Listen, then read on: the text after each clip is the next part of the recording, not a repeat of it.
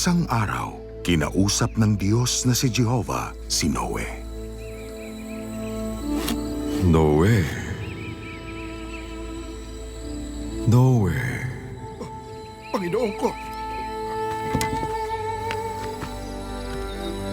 Ang wakas ng lahat ng tao ay dumating sa harap ko. Sapagkat ang lupa ay napuno ng karahasan dahil sa kanila. At narito, sila'y aking lilipuling kasama ng lupa. Gumawa ka ng isang sasakyang kahoy na gopher. Gagawa ka ng mga silid sa sasakyan at iyong sisiksikan sa loob at sa labas ng sayo.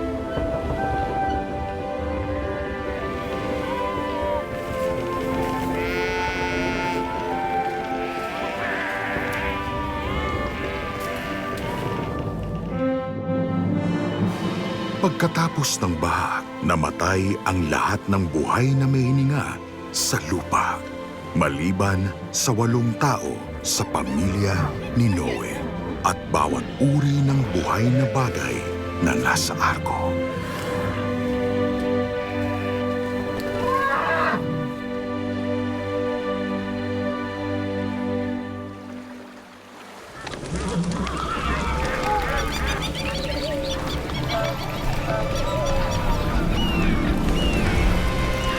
Tumigil na ang ulan. Tumigil na rin sa wakas. Tingnan niyo, umaaraw na. Umaaliwalas ng langit.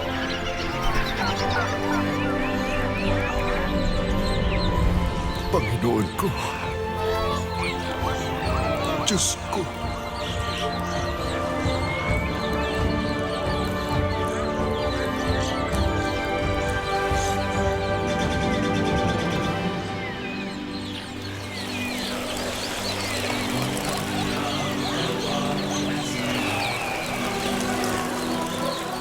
Patuloy silang lumaganap sa lupa hanggang sa ngayon. Nakipagtipan ang Diyos sa kanila na hindi na niya muling wawasakin ang daigdig gamit ang baha. At ang bahagharing ating nakikita ngayon ay pruweba ng tipan ng Diyos sa tao.